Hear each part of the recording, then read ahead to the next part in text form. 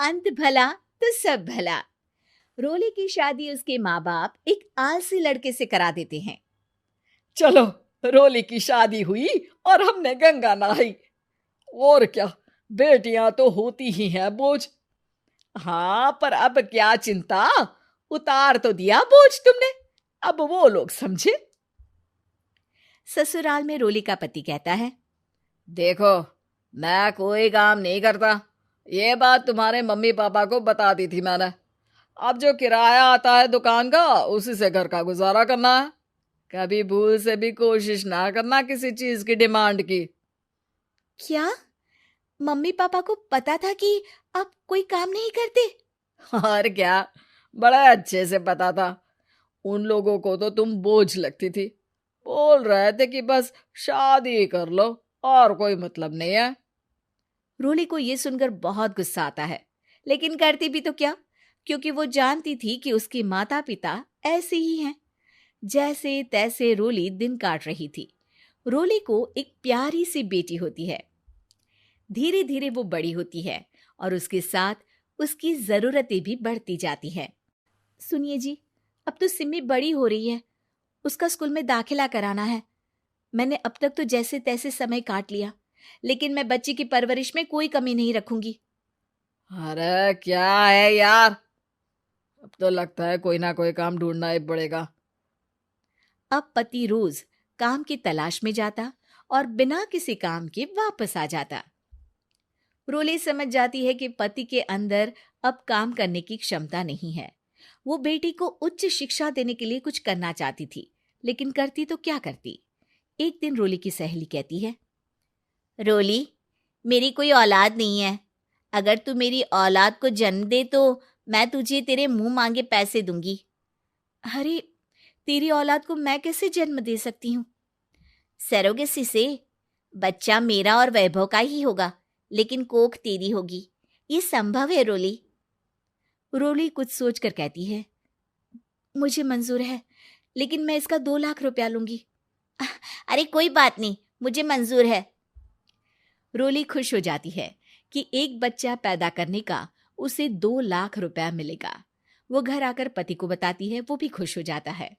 अब क्या था, डॉक्टर के पास जाकर सहेली का बच्चा रोली की कोख में पलने लगता है। मुझे 20,000 चाहिए मेरे बेटी के एडमिशन के लिए। हाँ हाँ ठीक है, मैं उसके एडमिशन से लेकर सारे खर्चे उसके अकाउंट में डाल रही हूँ। रोली की बेटी का एडमिशन हो जाता है।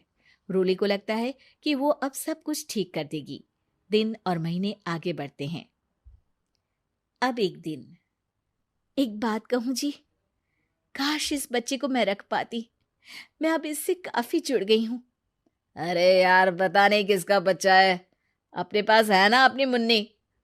हाँ, लेकिन अब मैं भी इस बच्चे से जुड़ाव फील करने लगी हूँ।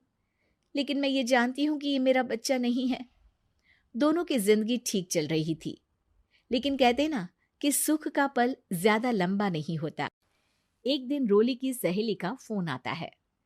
रोली, मुझे अब ये बच्चा नहीं चाहिए, मैं अपने पति को छोड़ रही हूँ। अरे लेकिन मुझे पैसों की जरूरत है, बच्चा तुम्हारा है, मैं क्या करूंगी?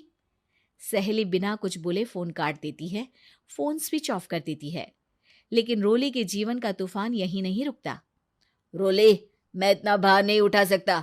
आज पढ़ाई का पैसा मांग रही हो, कल को शादी, कॉलेज और पता नहीं क्या क्या।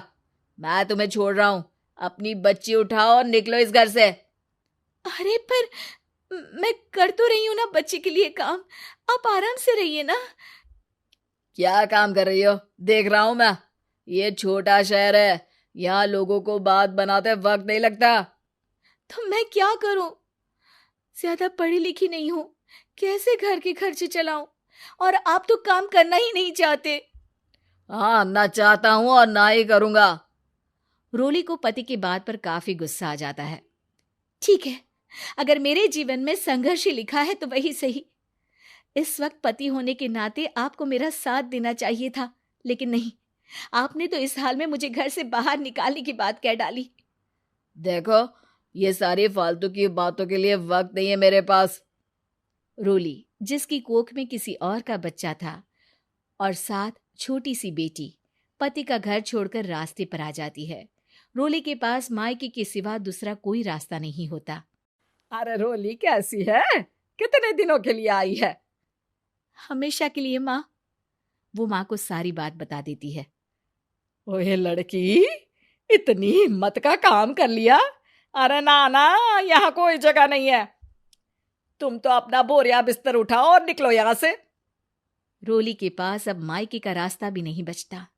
वो चुपचाप बच्ची को लेकर जा रही थी कि उसे दर्द होता है और वो डॉक्टर के पास चली जाती है और फिर वहां वो एक प्यारे से बेटे को जन्म देती है। कितना प्यारा है, कितने अभागे हैं इसके माँ बाप जो इसके पैदा होने पर भी नहीं है।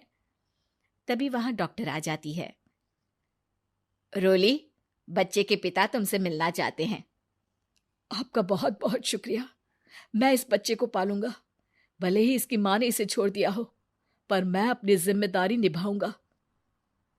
तो क्या आप मुझे इसके पैदा करने के लिए जिन पैसों की बात हुई थी वो भी देंगे? हाँ, और साथ ही आप चाहें तो मेरे घर में रहकर मेरे बच्चे की देखभाल भी कर सकती हैं। मैं उसके लिए आपको सैलरी दे दिया करूंगा। रोली को लगता है कि जैसे भगवान ने उसके लिए सुकून का रास्ता खोल दिया। वो अब मुकेश के साथ उसके घर चली जाती है, जहां रहकर वो उस बच्चे की देखरेख करती है। अब मुकेश के घर को रोली अच्छे से संभाल लेती है। उसके लिए खाना बनाने से लेकर बच्चों की देखभाल और घर की देखरेख।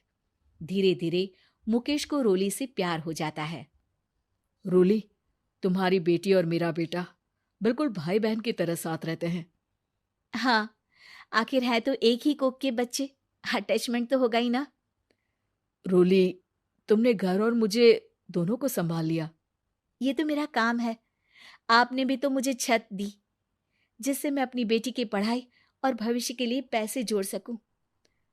अब रोली, क्या तुम मुझसे शादी करोगी? अब मैं जानता हूं तुम्हारी भी शादी कुछ खास अच्छी नहीं रही। रोली को मुकेश की बात ठीक लगती है। वो उसे हाँ बोलने की सोच ही रही होती है कि उसके पहले पति का फोन आ जाता है। रोली, मैं बहुत परेशान हूँ। मेरा एक्सीडेंट हो गया है। मैं चाहता हूँ तुम वापस आ जाओ। रोली को पुराने पति की चिंता होने लगती है। वो सोचती है कि वो क्या कर रही थी। हाँ हाँ ठीक है, मैं आ रही हूँ। हाँ रोली, आ जाओ, लेकिन बच्ची को कहीं हॉस्टल में छोड़कर आना, क्योंकि मैं नहीं चाहता कि हम लोगों के बीच फिर से वो सारी बातें हो। रोली को समझ आ जाता है कि पति आज भी सुधरा नहीं है। वो पति के पास जाने से इनकार कर मुकेश को हाँ कर देती है।